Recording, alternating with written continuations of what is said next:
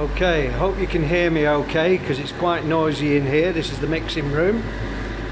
As you're well aware, some of you, or most of you, in the Gemini block use Standox, but some of you use other paint systems. I'm just going to show you our other paint system in this mixing room. We have another one here called Lekla, and in the other mixing room we have De Beer. Now, there is a difference between these systems, but I'm going to go to the not so obvious first, which is the primers. Standox have a utility primer, which I've got the data sheet which I've sent to you. That's a multi-purpose one, which is a high build and a wet on wet, but they also do the other system, which is 754 filler and the 7580, which is the wet on wet. I prefer that system. Same down here, the Lekla ones. That is the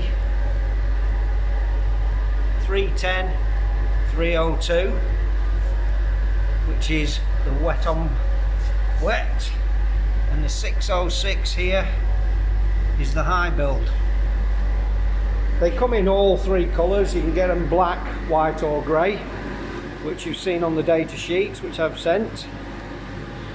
But also, just to point out a little bit of a difference between the two, if you look at the mixing bottles, these are our paints, as are colours.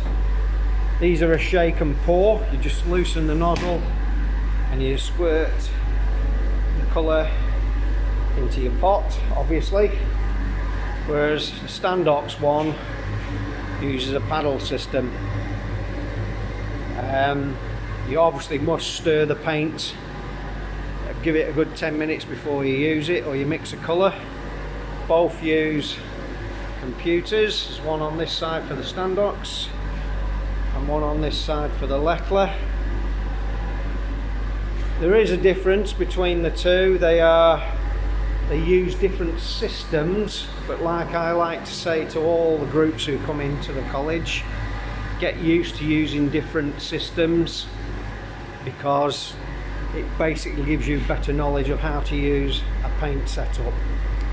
They've all got their own little versions of how they do things.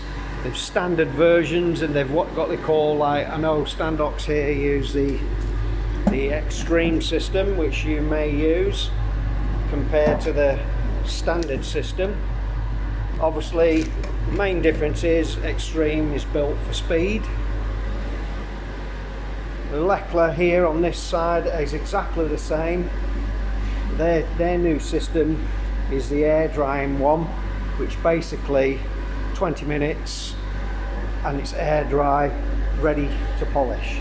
The main reason why they've gone down that route is, in today's modern society with electric vehicles, you must not bake a car at 60 degrees.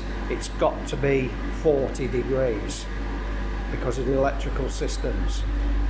So what we're saying is, paint companies now are adjusting themselves for the modern version of vehicles that are coming out there. And if you're going to do any electrical vehicle, I would suggest you research it and make sure that you're not baking it at the wrong temperature, because this could have adverse effect on electrical systems. And this is big thing coming into cars now. So like I said, I've shown you before, and you've got the data I've sent to you in technical data sheets. It will give you all that information. We will cover this at a later lesson. So I hope this has been useful, and we will talk about this in our lesson.